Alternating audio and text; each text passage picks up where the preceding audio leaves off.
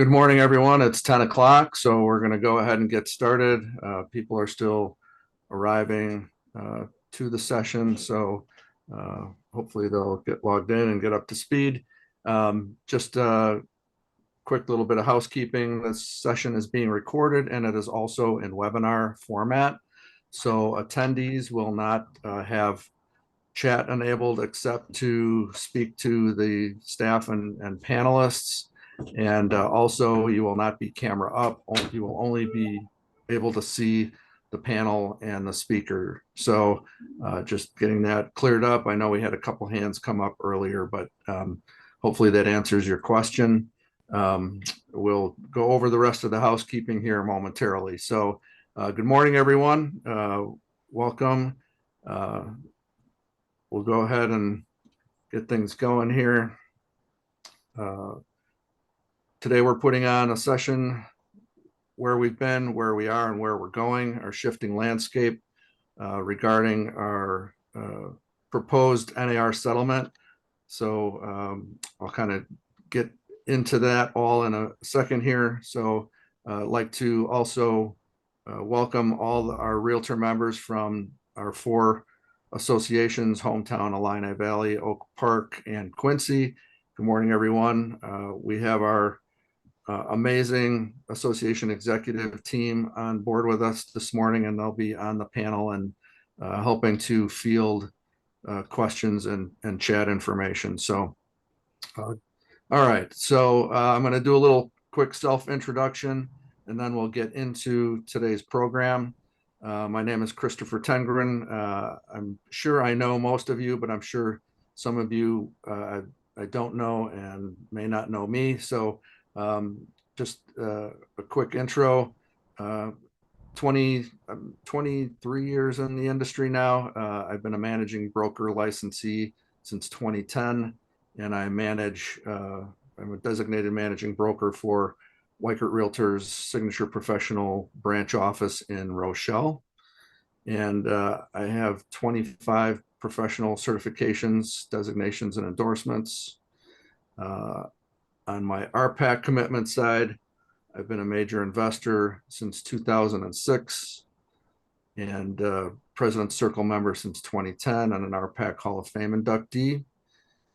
And just really quick, just to sort of articulate my current involvement, not including having just come off of 2 years on the NAR Executive Committee. I'm a director at the Hometown Association. I serve on professional standards for Fox Valley Association, also Illinois Realtors, where I also serve as an ombudsman and a mediator. And I'm a Spire mentor for NAR. Also, I'm a mentor for the Residential Real Estate Council, and I'm a long-term member, past president of the Women's Council of Realtors Fox Valley chapter. So thank you for the opportunity to present today. I will try to make this topic as interesting as possible. I'll just kind of cover the Q&A process when we cover the agenda here, but we will be looking to try to answer all of your questions in advance of that session. And once we reach Q&A, we will also stop the recording as well. So, so we will not be taking questions. I will not be taking questions during the program.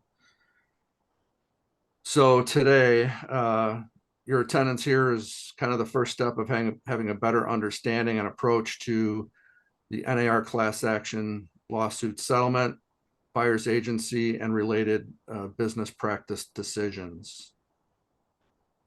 Based on sound business decisions, realtors can choose to provide knowledgeable and professional consumer client experience while protecting the public and our respective brokerages. So that's kind of the mission for today. Today's goals, we're going to look to provide ideas on the following: some background on how we arrived at this place and time in our industry, how to potentially discuss and articulate what's happening with buyer clients,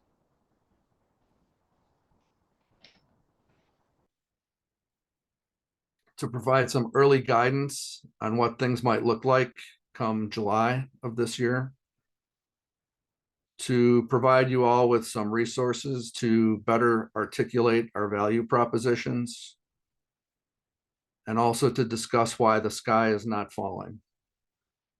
So again, thank you to our sponsoring local realtor organizations today, and our amazing staff, and our local association volunteer leaders. So let's talk about our shifting landscape. So what's changing and what's staying the same? We're going to start there. Our agenda today, we're going to cover sort of by the title. We're going to cover first where we've been, a bit of a history lesson, where we are currently with some current insights, and where we're going with some resources and guidance. At the end of the session, as I mentioned, we're going to go to Q&A, and we'll do all that through the Q&A feature in the webinar.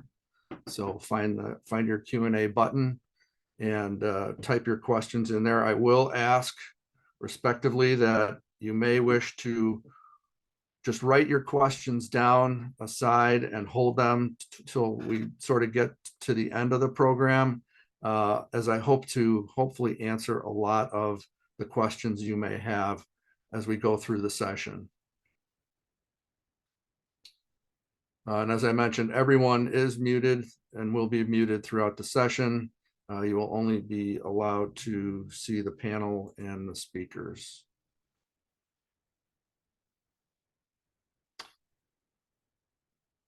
All right, we have to do some disclaimers because of the topics we're talking about today. So I have an antitrust warning. I'm going to quickly share some of my opinions, and then we'll have a few opening thoughts, and then we will jump into the where we've been portion of the session today. So first, be aware of the fact that, let me move my screen here a little bit. Be aware of the fact that all in the room today are in the real estate business, and as such are competitors. Competitors must complete and always avoid antitrust or anti-competitive behavior. Here are some fundamental rules to live by. We are all to make independent business decisions for individual companies. We are to avoid conversations with our competitors about fees, commissions, splits and co-ops, splits with your company's licensees, denigrating business models that are different from yours, including to boycott other competitors or service providers. We are to comply with the License Act rules, code of ethics, and other applicable statutes, as we are a regulated industry. And we can gather to discuss prudent practices within the structure of the License Act and other applicable regulations. We can also discuss the local Association of Realtors, Illinois Realtors, and National Association of Realtors as they can serve, how they can serve in a practical and legal manner. A couple of quick opinions. I will be using my opinions, including stories and examples today, to help illustrate potential scenarios, opportunities, and possibilities for potential solutions to business decisions. In no way are my opinions to be considered as the only solutions or methodologies to conduct business, create brokerage policies in order to execute particular or prescribed business practice or practices. My opinions are just that, the opinions of one humble individual with a desire to make a difference and to have a positive impact on our industry. All right, a few opening thoughts. It's my hope that this session will inspire greater discussion at your respective brokerages. That today's topics are about things that can no longer be swept under the carpet. The time to address the topic in our respective business practices is now. It's time to be proactive, not reactive. And the practice of saying out here and over there must stop. And I'm gonna spend a little time talking about that today. We have got to be careful what we're telling the public. So I'm gonna almost end on that note today. Couple of specific thoughts. The sky is not falling, ladies and gentlemen. Our industry has survived many changes. We have adapted and we have moved on, and we enjoy the success that this industry has to offer. We just know, I mean, we all know that the only thing that's for sure is that everything changes. So we're at a change or a crossroad, and we just need to be professional and adapt. And nothing has changed yet. The proposed settlement mandates are scheduled to take effect sometime in July. So right now we need to go with a sort of business as usual sort of mindset. However, we need to be learning and becoming aware and planning to adapt to the mandate changes that are coming. Number 3, ladies and gentlemen, buyers representation agreements are here to stay, and we're going to talk a lot about that today. MLS rules will likely take effect that will remove all compensation fields and language. So that is part of the mandates, and we'll get to that in a little more depth in a little bit. And we will also see changes to the listing side.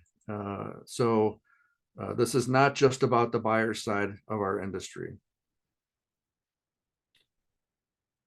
As it has always been, forms change. Every time we have changes to any of our regulations or the code of ethics, our forms evolve to move with the times and the trends. So making and seeing forms changes in the future is a promise and not a threat. It's just what we have to do in order to protect our brokerages and the public. Number 7, NAR Illinois Realtors and local realtors associations are sharing updates and resources very frequently, almost daily. So we're going to talk about source of information today a little bit later. Please pay attention to credible sources. There's a lot of smoke out there in the media, and we'll talk about where that's coming from and how we can handle that. Also, more than ever, realtors need to be really working on their skills. While education may not have been important in the past, I promise you that surviving in this industry, you really need to work on your skills. It's time. If you haven't considered, your annual professional development budget and time allocation, plan to educate yourself. You've got to work on your skills. You need to take in and receive knowledge like a sponge right now in order to adapt in your business practices. And then number 9, as proposed, this settlement is a good thing for the realtors and members of the public. And we're going to talk about why that is today. As I sort of mentioned, everybody, our realtors, we need to amp up our professional development, read and study more. Lastly, as far as opening thoughts, DR's designated realtors, my managing broker owners on the call, you all need to study what's going on and plan to set policy proactively. I know we're not at July yet, and we've got some time to plan and plot, but you all need to really be thinking about that. You also really need to be thinking about how you're going to do a better job of training your agents. So this presentation is sort of a nudge for my managers on the call to pay attention to what's going on so that you can train accordingly. All right, so we're going to start with where we've been. So we're going to talk about first, we're going to talk about compliance.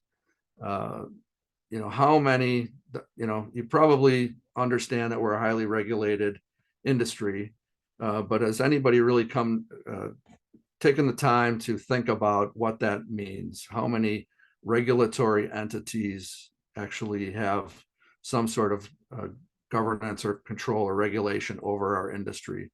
So the obvious ones are Code of Ethics, our Illinois Real Estate License Act, the Illinois Department of Financial and Professional Regulations, the Department of Justice, the Real Estate Settlement Procedures Act, the Consumer and Financial Protection Bureau, and our multiple listing services. These are, just the easy ones to know and understand. But we also have the Fair Housing Act. We have contract, trademark, and copyright laws. We have the Do Not Call and Can Spam Act. We have local ordinances and regulations. And we have franchise and brokerage policies. If you do some quick math on that, that's at least 15 entities that have regulatory oversight over what we do and how we practice. So, again, education is going to be key during the next several months, let alone the foreseeable future. Make sure that you understand that we are a highly regulated industry, and that's why all these lawsuits came to be. So what's driving, what is changing and staying the same? The obvious is the national lawsuits, and we're gonna drill into that. The DOJ and Clear Compensation Direction, our MLS policies and rules, and the likely upcoming update to our Illinois Real Estate License Act. So in terms of, buyer side representation, I'm going to start there with this article. If you've never seen this article, all the way back to 1993 in a New York Times article, when the buyer broker works for the buyer, there was discussion about, the shift in paradigm. Many of us who have been around long enough pre-dating this article know that we used to work in just in agency with the seller and sub-agency sometimes for the buyer. All those things eventually changed, but there was talk about buyers representation being a thing all the way back 3 decades ago. Until the 1990s, buyers were customers and sellers were clients. So that's how we behaved in our industry up until the 90s. The broker working with the buyer was a sub-agent of the listing broker, and in some cases, the seller themselves. The agent bringing the buyer was working for the seller and owed fiduciary duties to the seller and no duties to the buyer. So that certainly wasn't buyer's representation and designated agency like we know it today. And also the Federal Trade Commission did a study in the 80s and found that the majority of sellers and buyers believe that the agent working with the buyer was working for the buyer. So even before we saw designated agency, the buyer thought we were representing them, even if we weren't. We were actually working under the auspice of caveat emptor, let the buyer beware. So where did it all start? Where did buyer's representation sort of start? It started way out on the West Coast in the 80s amidst all of this. But it took many years for the rest of the country to move to adopt designated agency and buyer's agency or representation. Part of the reason it took time is because there was opposition from so-called traditional brokers that feared that this new method would drive down compensation. One firm separated their two offices into buyers and sellers divisions so that they could represent buyers and sellers. The CEO stated that the concept was here to stay. An East Coast firm's president stated that even though she thought that the concept would help bring buyers and sellers together, that buyer's brokerage was inevitable, but that it was still not the best way to go. It wasn't until the 90s where we saw license law beginning to change to allow buyer's brokerage.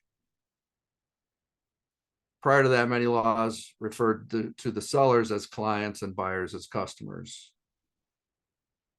In the mid-90s, the Code of Ethics updated Article 2 to start talking about representing whomever we were working with. That the term client was used in the code to anyone who retains a realtor to represent their interests in real estate matters. Kind of fast forwarding then to 2019, this is where most of our issues truly began. Although the Department of Justice has been in our business for a few years, several years prior, it began really with the moral case when attorneys really sat down and started to look at how they didn't like how we were conducting ourselves with regards to representation and compensation. The moral case was filed against NAR and 20 MLSs and 4 large brokerages. The case allegations were that home sellers were that the home sellers are unfairly being required to pay buyer's broker commissions with no negotiations. Also, that buyer broker value is minimal at all. That the buyer brokers won't show property if the commissions are too low, forcing the sellers to pay more. It cites that the participation rule, mandatory offer of compensation, creates a conspiracy for sellers to inflate commissions paid by sellers. In 2019, the infamous now Sitzer-Burnett case was filed against NAR and the others, and the allegations were the same as they were in the moral case. The judge ruled that the mandatory offer of compensation was a per se violation, meaning that the defendant would not be able to bring evidence or testimony that offered compensation that is good for the market or the seller. So in itself, per se means in itself or by itself, and that the act is considered egregious in itself or of itself, and it does not require any additional evidence or proof of criminal intent. So before the case really started in testimony, the judge had already ruled that that we were not going, as defendants, we would not be able to bring evidence that that the offer of compensation is good for the market or the sellers. So that, you know, that sort of took the wind out of the sail of our defense. We were not allowed to present any evidence that that would prove that we were working based on that the offer of compensation was good for the marketplace and or the sellers. So we were almost defeated before the case really began to hear its testimony. But we held out and fought the good fight. However, because the verdict, we were originally assessed a $1.8 billion fine, and that the remaining sanctions would still be pending. And that's obviously now in 2023, late in the year. The early 2024 caseload, we have the issue still remaining with the Department of Justice. We had our 24 class action suits as of early March, 4 filed in Illinois, 4 in Texas, 3 in California, 3 in Missouri, 2 in New York, and single cases filed in additional states. And of those 24 suits, 3 have a bit of a different twist. They have some buyer side information in them and in their filings. So those cases are separate from the settlement. So we'll talk a little bit about that. We don't know too much about these buyer side filings yet.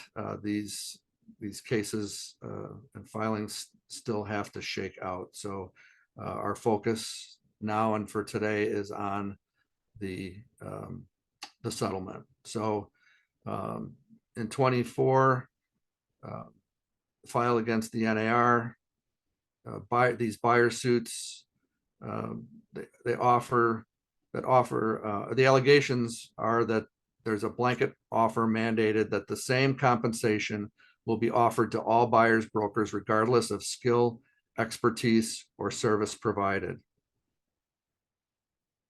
and that it is in effect steering by the buyers brokers. It incentivizes them to direct their clients to properties with the highest commission offers. So those are the allegations we know in the buyer's suit, along with that realtors have overturned the natural order of a rational price system, where home sellers and home buyers are each separately bargaining and paying for their services on each side. And that this causes America's home buyers to pay inflated commissions for brokerage services, and it misrepresents the services as free, and that they're receiving reduced quality brokerage services.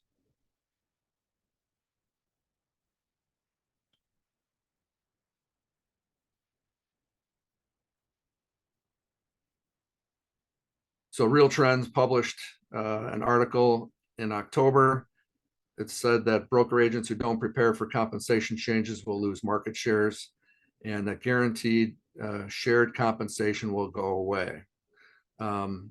There's some truth and untruth to that statement, but they alleged or mentioned that that this means that potentially lazy real estate agents who provide very little value to their clients can no longer show up and know that they will automatically get paid a percentage of the sales price just for writing a contract.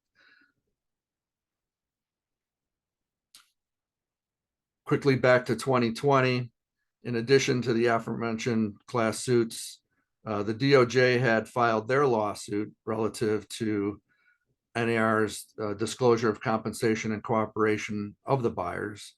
In 2022, they withdrew their settlement that they had made with us, and that originally the changes that were in the settlement in the beginning of 2022 were to address the MLS rules of offering compensation in the data feed sent to participants, and that realtors, in the code of ethics, that realtors must not represent that their brokerage services to a client or consumer are free or at no cost. So we had already agreed to those things. That's why we saw some of the changes that we saw regarding the publication of the co-op compensation in our MLSs, and also why sort of the reason why we're in a lot of this mess to begin with, and that's that there's been bad practices by our members talking about when working for a buyer that their services are free or at no cost to their buyer clients. So we're going to talk a little bit more about that, but essentially the reason for the lawsuits is not NAR's fault. If at all, it's the fault of all the bad practices that our members have been using and deploying out in the field, to talk about how that their buyer clients don't have to worry about paying them because their service was going to be free because the seller was going to compensate us. So after originally agreeing to that settlement, the Department of Justice added some items. They went to the court to enforce NAR went to the court to enforce the original settlement. The court ruled in NAR's favor, and the DOJ has appealed that. So that's in appeal as we speak. Also, other issues that the DOJ has been looking at, the participation rule, which is a requirement to put the offer of compensation of buyer's brokerage in the MLS, and also the clear compensation policy requiring that listings be put in the MLS within 1 business day after going public, or within 24 hours, depending on the MLS. So you've seen all these changes come through because our organization and our MLSs have been proactive on things that the Department of Justice has been asking us for. So in February of this year, pre-settlement, the Department of Justice also called for decoupling of the commissions. In a lengthy court filing, lawyers for the department proposed a settlement that many ongoing commission lawsuits, in a move to make sure that there was no doubt cast upon other settlements agreed to by the other real estate companies. So in terms of decoupling, in making this the explicit object of the discussion, the DOJ urged that the MLS PIN settlement, which is the MLS Property Information Network, would also include a blanket injunction against offers of compensation on the MLS, moving to decouple the system where buyers would pay their own agents. So that brought us to March 15th, where we all saw the news break that NAR had made their settlement. And of course, that was a firestorm of a day, week, month, however you want to look at it. The National Association announced that they had reached a settlement with the parties to resolve nationwide claims brought by home sellers. The agreement would end the litigation of claims brought on the behalf of sellers related to brokerage commissions. There are 5 essential terms to the settlement: release of liability, disclosure of compensation would be moved off of the MLS, written buyer's representations would be mandated, also that NAR would have no admittance of guilt, a facet of many legal settlements, and that they would begin making payments on the settlement dollar amount, also effective in mid-July. So we're going to look at those 5 terms. First, the release of liability, and there's been some confusion over who is released and who is not. The following on behalf of the home sellers would be released. NAR, over 1 million members, all states and territorial and local associations, all association owned or related MLSs, and all brokerages with an NAR member principal that had a residential transaction volume in 2022 of under $2 billion. NAR had fought to include all members in the release, but they were unable to ensure that everyone would be released. So the over 1 million members that are included, I'll break that down a little bit. Despite their efforts, some of the franchises and brokerages are not included because of their own ongoing settlement discussions or settlements that there were maybe no discussions with a couple of the players or parties that were named in the suit as of yet. So that, NAR was not able to include them in the release of liability.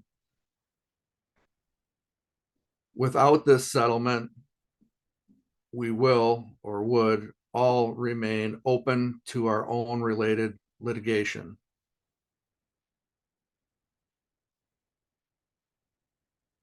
The term of disclosure of compensation being moved off the MLS. NAR agrees to place a new rule prohibiting offers of unilateral compensation on the MLS. Offers of compensation could continue to be an option that consumers can pursue off MLS. So through negotiations and consultations with their real estate professionals. So we'll look at that a little bit as we go. Sellers can offer buyers concessions on the MLS. For example, they could offer concessions for things like buyers' closing costs.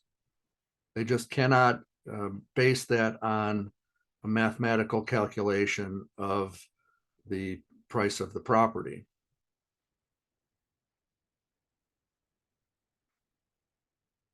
Based on the prohibition of placing a unilateral offer of compensation in the MLS,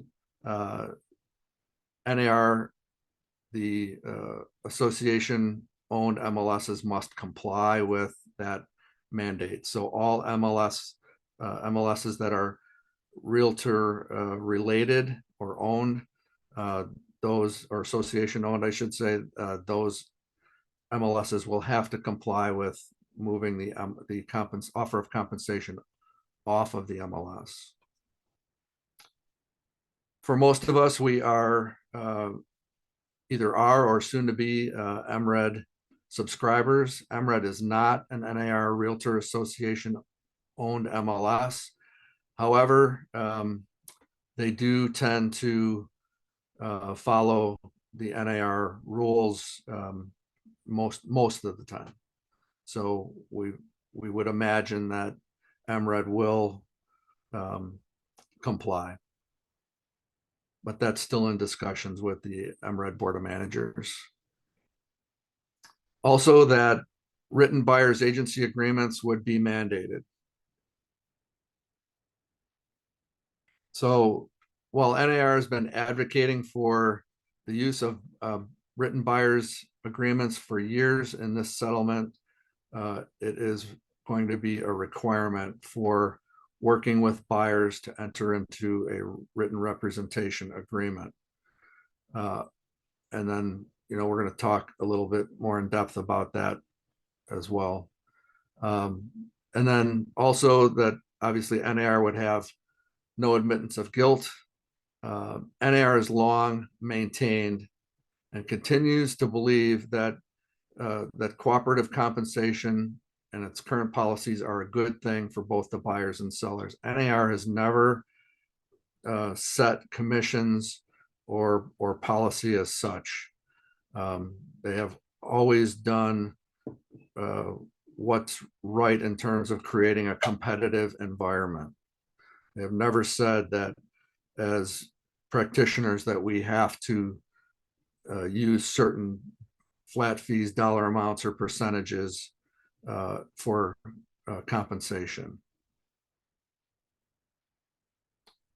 Their stand has always promoted that they promote property ownership, particularly for lower and middle income buyers who have a difficult time already saving enough for a down payment. So competition is key and has always been NAR's focus.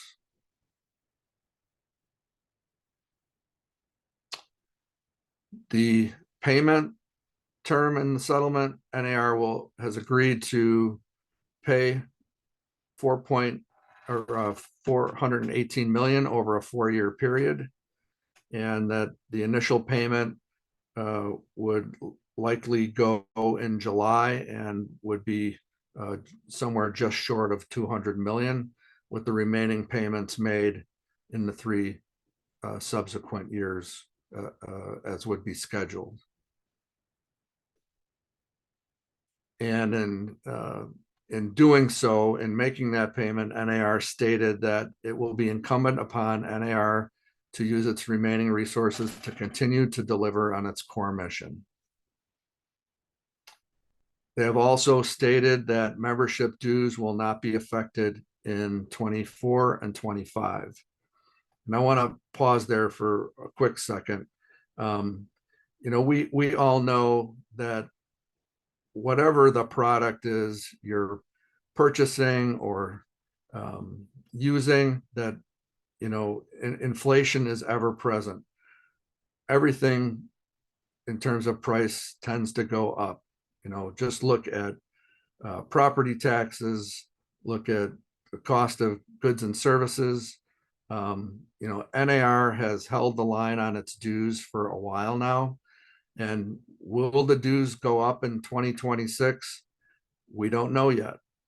But we do know that on a schedule, the Illinois Realtors raises their dues on a percentage schedule every year. So, it's not to say that dues will go up in 26, but, the likelihood is that it maybe will go up, but everything is going up. So, let's reserve judgment on NAR's statement with regards to the dues, and just know that for now through 2025 that the NAR board of directors is vowing not to increase dues. So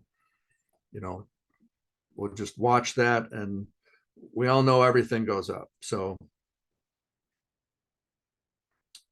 all right, so who is covered in the release? These are the released entities. We just kind of covered that. A nationwide release from the plaintiff sellers based on alleged claims in the Sitzer-Burnett case. It does cover realtor defendants in all copycat cases brought by the sellers, unless the NAR principal companies had a sales volume of over 2 billion in 2022, and that the non-NAR related MLSs are excluded,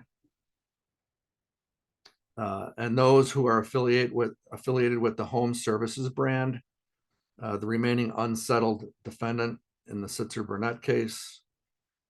And also excluded from the settlement are employees of the Gibson and UMPA buyers and seller cases filed in 2023. However, their independent agents of the defendant companies are covered.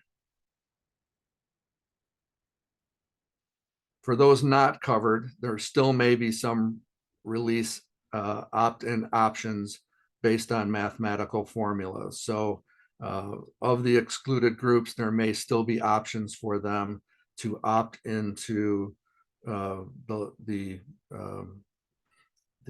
release that NAR has agreed to. All right. let's talk about where we are. We've all been seeing the resources. Hopefully we've been seeing, for those of us who read, realtors, some realtors do read, not every realtor doesn't read, but hopefully you've been noticing the resources that the associations have been providing. NAR has competition.realtor and the facts.realtor websites with resources. Also, illinoisrealtors.org/the realtor value. There's some resources there. Also, the NAR Realtor magazine and blogs have been posting resources for us to articulate our value. And these are the sites that we should be paying attention to for our insight. We need to avoid climbing on the rants that are going on in the media, and take our information from credible sources. You'll see all the things that I talked about as far as the 5 key terms. All that's broken down on facts.realtor.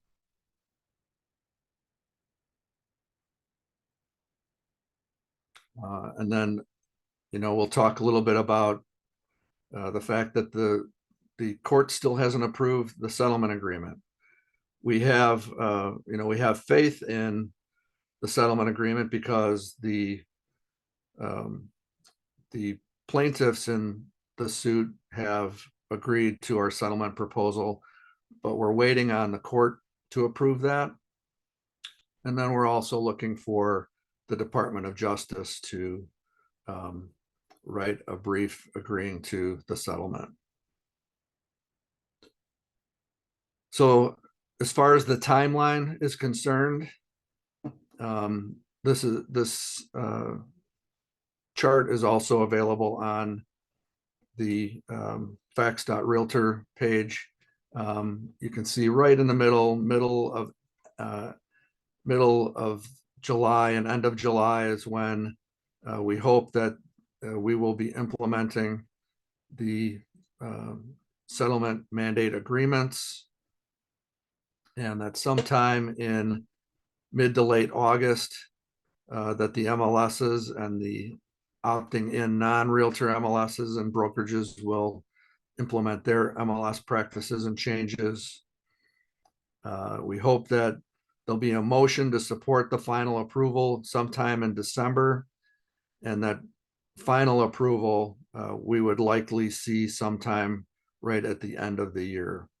And this information is all as of March 24th. So please keep your eye on the realtor websites and resources for any updates and changes to how the timeline is going to work. I mentioned facts.realtor. This is really the site that's been set up for the members to stay in touch with what's going on. There's been a lot of weekly updates from staff and from our leadership team published there. So this should be our greatest source for up-to-date information. You can look at the fact sheet, the Q&A section, and also information about the agreement itself on that site. On competition.realtor, you can find a lot of information about, you can find some FAQ information. It tells, it's got some PDF resources as far as who is covered, and also the settlement overview.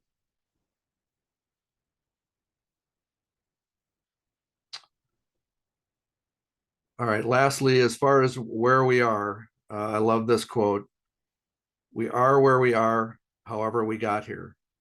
What matters is where we go next." So where are we going? So where are you right now? So this is a bit of a self-evaluation. So if your state law or company policy requires you to contractually represent buyers prior to showing them properties, and that the agreement includes specific, must include a specific compensation amount, you're okay if this is the case. You sign buyer's brokerage agreements when you write an offer, or when you figure out that there's a zero in the brokerage compensation fee, or you fill in your buyer's brokerage agreement, whatever the co-op field says in the MLS, you are in need of elevating your skills, because these things are changing and you're going to need to update your practices here. If you don't have a signed buyer's brokerage agreement and you just work by the seat of your pants, you are facing serious issues, because if that is a mandate, you could be in trouble for not having a buyer's brokerage agreement. And also you could go to the closing and not get compensated because maybe there was a zero in the broker compensation field in the MLS. And this is current. So these are things that are already starting to happen. I know the local associations are getting calls from members saying, I went to the closing and I didn't get any compensation.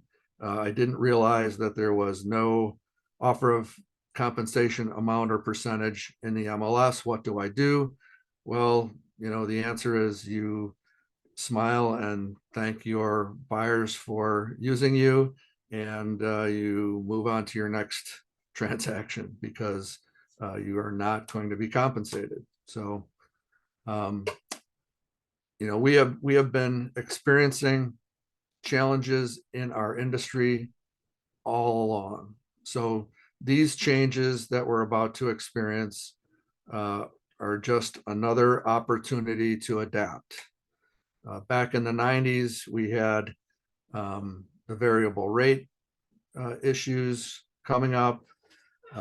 In the early 2000s to mid 2000s, we had the issues and lawsuits regarding IDX and VOW feeds to third-party websites. In 22, we had those changes that we mentioned to the MLS rule and code of ethics. So it's not like we're not able to adapt. We just have to chin up and move forward. All that being said, we can expect that the public, including your clients, are becoming aware of what's happening. I'm sure that if you're actively buying and helping clients with their sales and purchase transactions, that you're starting to hear this at the kitchen table with them. What does it all mean? What's being said? Obviously the media loves to sensationalize things.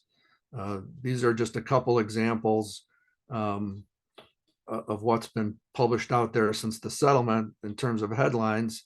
The realtor settlements, buyers and sellers have to now negotiate fees, even though we've been negotiating fees with buyers and seller clients for as long as I can remember, right? CNN said that the way Americans buy and sell homes is about to get turned on its head. Honestly, that's not the reality. The reality is we are professionals, we adapt, and we consult and advocate for our clients, and we're going to continue to do the same. NBC said that the new rules could start saving buyers and sellers thousands of dollars in commissions as soon as this summer. And we also know that that's not true, that buyers and sellers bake their professional representation into their negotiations, and that isn't changing. Just the way we negotiate will need to adjust to the new way of doing business.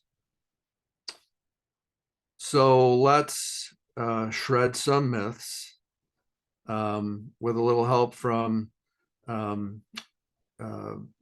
Husky, who is the CEO of Premier Sotheby's International Real Estate, as published in the Herald Tribune on March 2nd or 22nd.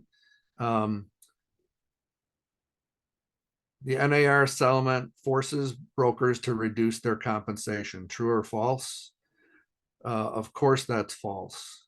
We are compensated for our services, and that's all part of the negotiation. So does it force us to reduce our compensation? No, it just forces us to do a better job of articulating our value. And so in no way does the settlement establish standards or limitations on what we charge, nor the services we elect to deliver. Those fees have always been negotiable, and there has never been any collective bargaining on that. In every market, there's a wide variety of fees, just as there are levels of marketing, service, and competence. Second myth: the NAR settlement will, for the first time, allow sellers to no longer pay compensation for the agent bringing the buyer. And of course, that is false. There has never been an obligation for the buyer to pay, or the seller to pay, the buyer agent compensation. Yet it's been a practice that has worked well. The past rule requiring that an offer of some amount of compensation was a rule of display on realtor-owned MLSs, yet it could have been as low as $1. Now we know it's as low as $0, and that limitation was removed. And today the MLS accepts all listings regardless of buyer agent consideration. Third, the myth that the NAR settlement prohibits sellers from paying a commission to a buyer's agent and relieves the seller of all the financial burden. Definitely false. The mandate restricts properties with an offer of buyer's compensation from displaying in association-owned MLSs, yet the practice can't be restricted in any other form of marketing. Sellers may still elect to pay the buyer's agent compensation to differentiate their properties. While a seller can elect not to pay the buyer agent compensation, that doesn't mean they will avoid the economics, as the buyer may write into the offer a contingency requiring the seller to cover the cost or request of other concessions. Fourth myth: the settlement will serve to meaningfully lower prices and make home ownership more affordable again. False. Obviously, commissions don't drive the sales price of property and fair market value. Values in real estate are determined by supply and demand. We know all these things. Just because the real estate commission might be reduced, that home the transaction doesn't necessarily see anything different baked into the negotiations. If there's anything, it'd be marginal at best. The seller now believes that the home is worth less and will happily give the difference to the buyer. I don't know about that, but the reason home ownership is increasingly less affordable is that homes in our market have significantly risen in value, and of course, there is no supply. Fifth myth: the settlement is a win for buyers who will now be able to negotiate the fee for representation. Well, that's questionable. It's questionable because it's more than likely that the buyer will want to compensate us fairly. But for those who have purchased homes, it's more than likely that you were happy to have the seller compensate your agent so that you didn't have to. So for buyers who had to provide down payments and closing expenses, having the commission paid by the seller and incorporating all those things into the price allowed them to finance the amount over time instead of coming up with additional cash at closing. So, it's questionable whether or not the buyers really want to pay us directly. But we'll talk about that. Myth number 6, the settlement will result in significant restitution to consumers who were harmed over the recent years in their transactions by realtors. And the answer is false. While the settlement is huge, when one divides the number by the potential of qualifying consumers, it works out to about $10 per person. So, those of us who have received those class action mailers in our mailboxes, we know that when we sign on and the checks are finally received, they're maybe enough to go to Starbucks once. These are not, the settlement is not going to windfall anyone. So in conclusion on these myths, everyone would like to see costs lowered, yet we do not see the Department of Justice going after the attorneys or other professions we wish would charge less. If one is willing to assume the risk of running a business, one may do so at the rates that allow reasonable return for the capital investment of time. So, often some of our members can be heard saying, we wake up every day unemployed and we have to find a new job because we don't have any transactions in our pipeline. So, you spend out of pocket and sometimes don't make money for months. So the brokerage community is always adapted, and even when there's a shift in the environment. So we will prevail. So what do we know right now? The settlement is pending. So as mentioned, until the court approves it and the Department of Justice blesses it, the settlement terms are, still potential, although probable. So we must continue to conduct business in the environment that we have. Of course, while compensation is still in the MLS, however, we must start to change the conversations with our clients and customers now. 0 is a real number. We know that. Listing agreements will also likely change to decouple the seller side from the buyer side. So this is not all about future conversations with our buyers. This is also going to occur at the kitchen table with our sellers as well. Co-op fees are still being displayed for the moment. 13 states already mandate the use of buyer's representation agreements. So Illinois, would not be the first. Brokerages need to catch up. Exclusive or non-exclusive brokerage agreements are the future.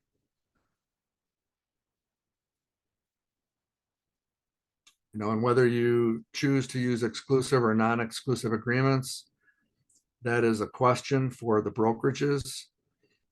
It may be time for brokerages to look at policy changes as far as how they're going to choose to allow their agents to represent their buyers. We already know pretty much what is in the settlement as far as, pending buyer's representation agreement rules.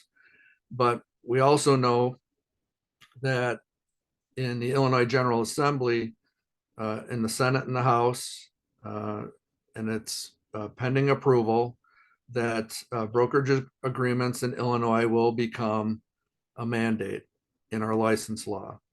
So this may even precede the settlement mandate. These bills are live in the General Assembly as we speak. So we know that this is likely. So we need to begin to have these conversations in our brokerage about having our agents start using buyer's brokerage agreements before they become a mandate. So even if the NAR settlement for some reason doesn't happen or it gets delayed, it's likely that Illinois will precede that anyway, as far as making it mandatory in license law. We need to start having these compensation conversations with our clients and customers. Buyer's brokerage agreements must be used and used correctly. We must be able to communicate and articulate the value proposition. And we must be able to communicate, articulate, and dispel the myths. So, we are our own best advocates in terms of being able to talk about our profession and how it all works and what the mandates mean. What still may need to be done, lending institutions still need to decide how to handle buyer side compensation. NAR is already in discussions with the VA regarding allowing paying buyers agents for their representation, a thing that the VA has resisted all these years. But with the amount of VA loans that occur, this is a thing. This is, and I think the VA realizes that, and they're talking to us about it. The rest of the lending entities, the GSEs, and through the CFPB, we have a lot of work to do as far as settlement procedures are concerned. So we know some of those procedures will need to change. There will need to be guidelines and rules that still need to be developed. And significant changes may occur to the code of ethics regarding procuring cause. We know that forms will change. They're going to change to comply with the settlement. Some important questions for our Illinois brokers. How are you going to explain compensation to the sellers? It's still in their best interest, potentially, to pay the compensation. How will you get paid as a buyer's broker? You will need to properly execute your buyer brokerage agreements. Managing brokers, you really need to look at policy changes and training opportunities. You need to empower and support your agents in these changes. I mentioned it earlier, education and professional development. We really need to put ourselves back in the classroom and learn how to navigate the changes that are coming. We need to take back the responsibilities as managers and owners to properly train and supervise our agents. Policy considerations, what are going to be, what's going to be your policy on listing side compensation? Company policy on whether the agent is going to be allowed to make those decisions. Policy on whether variable rates might be allowed. They're certainly not going to be promoted. And when variations are in question, who is going to, are the agents going to come to you for consideration on doing things outside of policy, for consideration with like repeat clients or sellers who have multiple properties to list? What is the policy when you're listing sellers choose zero co-op. And we certainly need to stop doing buyer's agent bonuses of any kind. We need to look at having a policy in our brokerages that prohibit offering bonuses, because this is part of our problem with the DOJ. They insist that this type of incentive doesn't do anything for the buyer. It just makes the buyer's brokers consider showing your property over others. So we need to be part of the solution, not the problem on that. Other listing side considerations, no bonuses of any kind. Instead, pick or suggest buyer's incentives, closing cost consideration. If you do continue to offer buyer's agent bonuses, you are effectively saying that the buyer's agents will now show your properties because you're offering more compensation. So again, that's obviously placing our interests above that of our clients. This is totally what the DOJ is saying we should not do and can no longer do. Eventually, this will become a violation. Like I said, don't add to the problems. Alternative listing site suggestions, offering concessions to incentivize the buyer instead of the buyer's agent by paying closing costs, prepaying HOA fees, paying the title costs, buying down the buyer's mortgage rate, etc. I'm sure that creativity will help us to get our sellers to make it easier on the buyers. Most brokerages and agents already do a credible job of articulating their value proposition to their sellers. However, brokerages and agents need to do a better job and fine-tune their talking points to articulate and discuss the changes in compensation. The old way of compensating would be to say to the seller that we're going to compensate at X, and that includes whatever is given to the co-op broker. We need to change how we do that by saying that the listing brokerage compensation plus the buyer's broker compensation equals total compensation. Some potential scripts, compensating the compensation our brokerage charges puts everything into place that we need to do to get the most money for your property, the quickest sale with the least amount of inconvenience, and to get to the closing table, and our fee is X. In today's marketplace, most buyers do not have extra money after making their down payment and the buyer's side closing costs, and to pay the buyer's brokerage costs out of pocket. Most buyers want to include the buyer's side compensation in the way they offer, in the way that they make their offer. So, those types of conversations or scripts can be used to articulate to the sellers. Again, we have resources on competition.realtor. The economics of home buying flyer talks about how a typical American household has an average of $5,300 in the bank, and that the average median down payment for a starter home is about $16,000 or 7%. So we see that there's a disparity there. And if sellers want to sell their homes, they need to look at what they can do to potentially help the buyer acquire their home.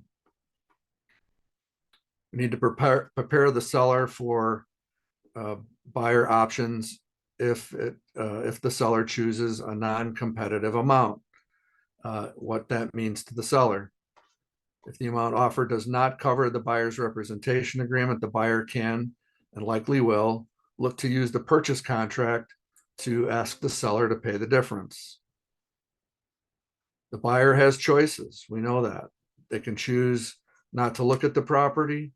They can pay their buyer's broker directly at closing or as agreed, or they can ask the seller to pay all or part of the buyer's brokerage fees as a part of the purchase contract offer.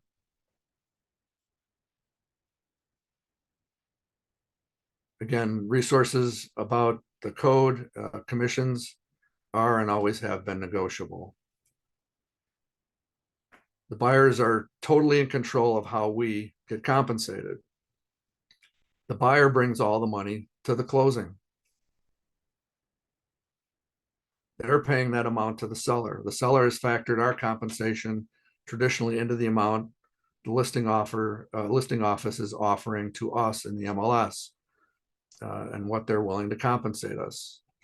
If there's any time that our agreed upon brokerage fee is not included in the price that the seller is asking, I will notify my buyer client prior to looking at that property. That will be a best practice. And we need to tell the buyers that they have those options.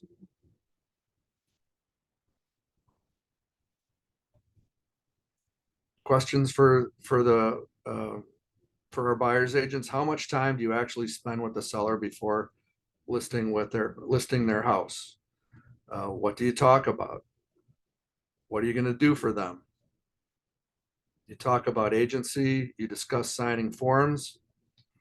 So conversely, how much time do you spend with your buyer before showing them houses? Do you do buyer pre-consultations? Do you give your buyers the same amount of time that you give your sellers before you begin the process? I would venture to guess that in most cases, we don't spend the same amount of time and do the same things for our buyer clients before we start to show them houses. But when else do we set those expectations with our buyer clients? When do we explain the forms? You need to develop some scripts for these things. You need to be proactive. Articulating your competitive advantage, your market distinction, the express services that you offer to your buyers.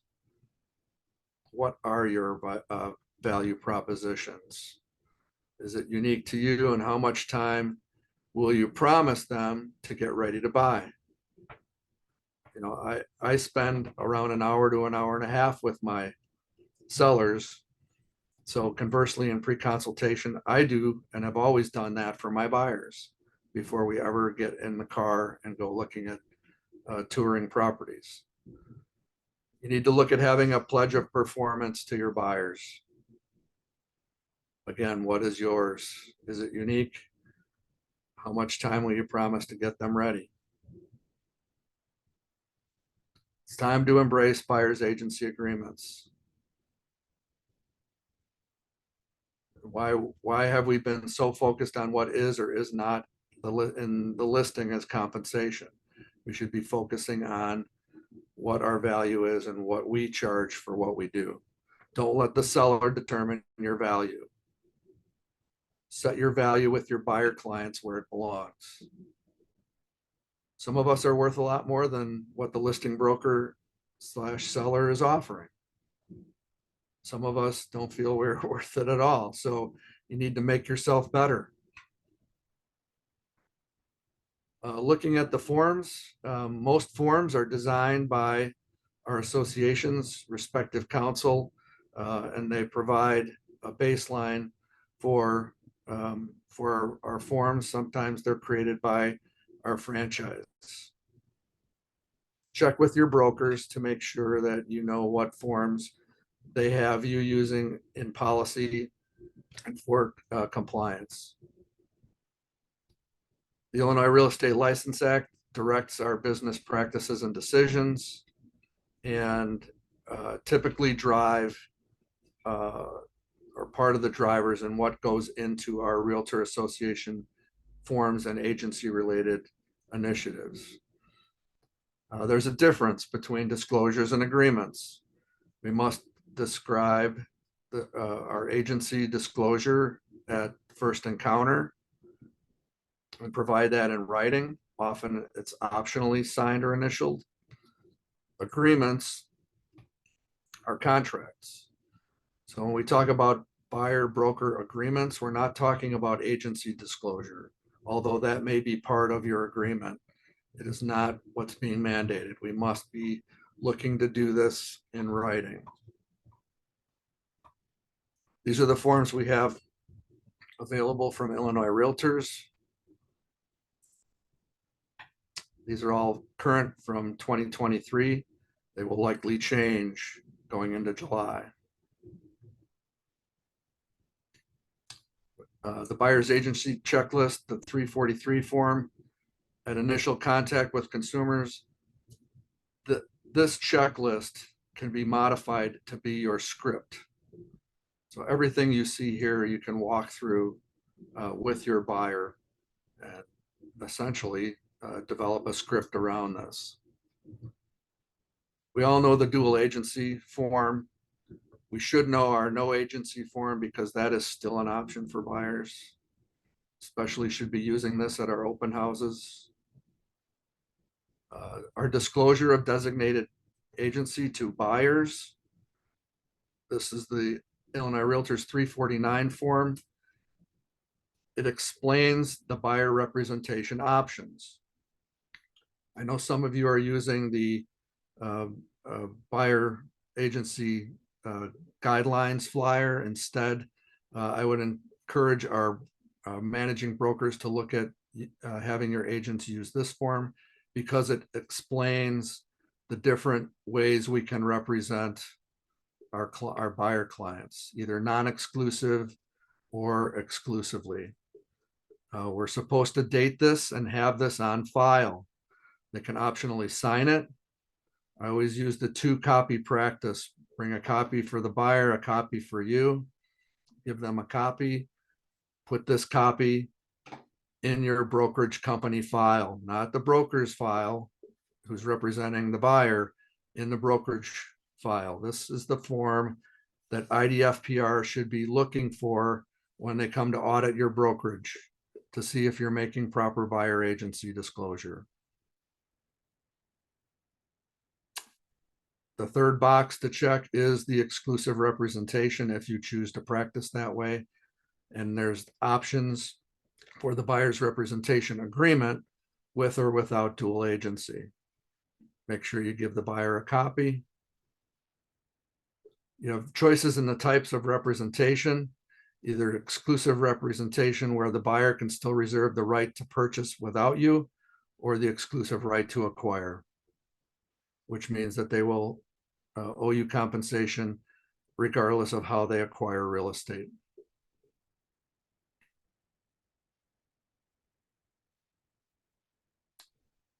And then there's a section 3 for deciding how you are going to be compensated as buyer representative, either through a percentage or through a flat fee. This is the other form we can use to disclose buyer's agency in lieu of the Illinois Realtors 349, but it doesn't quite explain the buyer's options the same way. I recommend using the 338 disclosure of buyer's agency. We also have, through our local associations who are members of the multi-board, we have the residential real estate contract addendum. And that looks like this. There's a section here, section 4, for the buyer to ask the seller to compensate us. And it starts with what is being offered as compensation through the MLS. And then brokerage compensation, either based on the purchase price or a percentage of the purchase price or a flat fee. So look at this form, date it the same as the contract offer, submit it with the offer. Know your forms. That's the moral of that story. If you're going to use them, be able to explain them. Just covering the resources that we have through competition.realtor, we have consumer-facing handouts, flyers that we can download and print and put in our buyers and sellers packets. Maximizing the value of your real estate agent. why the MLSs are so important, economics of buying a home, things you can use to socialize. NAR published 179 ways and 105 more ways why agents are worth every penny of their compensation. Using scripts and changing your practices is yes, it's time consuming, it's scary, but it's necessary and required. And practice makes perfect. Learn how to discuss buyer's agency and agreements with your clients.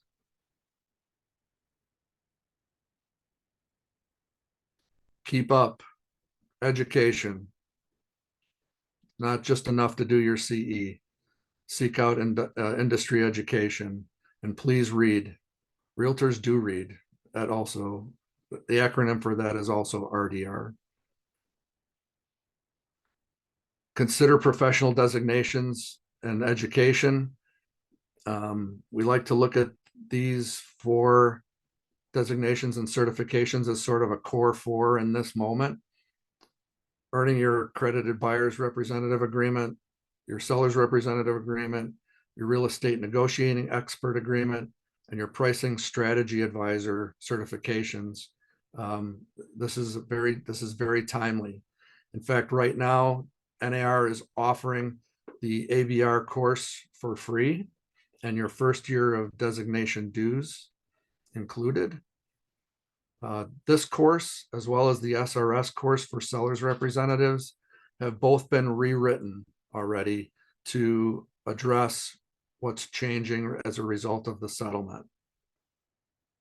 I also encourage you to earn your C2EX endorsement and take a look at NAR's pathways to professionalism as far as elevating your levels of professionalism, respect for the public, property, and peers. The agents have concerns, fear of income reduction, fear of the unknown, adaptation and anxiety and self-doubt. Choose to be fully engaged in your business and your industry again. Please read, research, and join positive discussions. Seek out credible information. The overwhelming majority of buyers come to us via the MLS. And you can explain that to the sellers. You're only one agent, but there are thousands of other agents looking at what we're publishing. More buyers, faster sale, highest price. Compensation rewards the buyer's agent's efforts. I'm just going to kind of go through these quickly.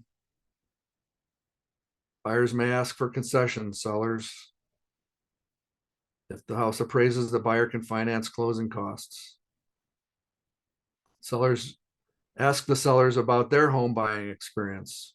Was your buyer's agent compensated by the seller? Would you have been able to afford your house or your property if your buyers with your buyer's agent when you purchased your home? What would you have done if your seller didn't compensate you or your buyer's agent? Compensation is negotiable. Seller can still offer contract closing cost credits, and being transparent is critical. Buyers are strapped for cash. Sellers can offer to cover the buyer's agent compensation and allow the buyers the financial ability to afford your home. The buyers choose to see properties based on many factors. Compensation is likely now to be one of them.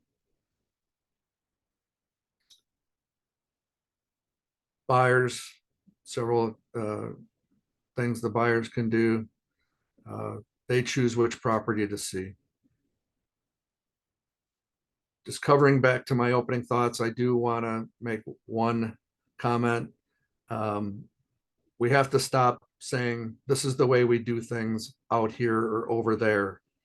We need to treat all clients fairly, tell them all the options, stop telling them that we don't use attorneys or appraisers or do surveys out here. In fact, when we talk to Betsy Urbance at Illinois Realtors. She always wants to know where exactly is out here and why would that ever be in the best interest of a client. Agents, remember, the sky is not falling. We just need to adapt. DRs have a training program. We're going to need to manage our mindset, effectively our behaviors. Change your thoughts, your actions, you'll get different results, and your beliefs will become what they need to be to navigate through the time that we're in.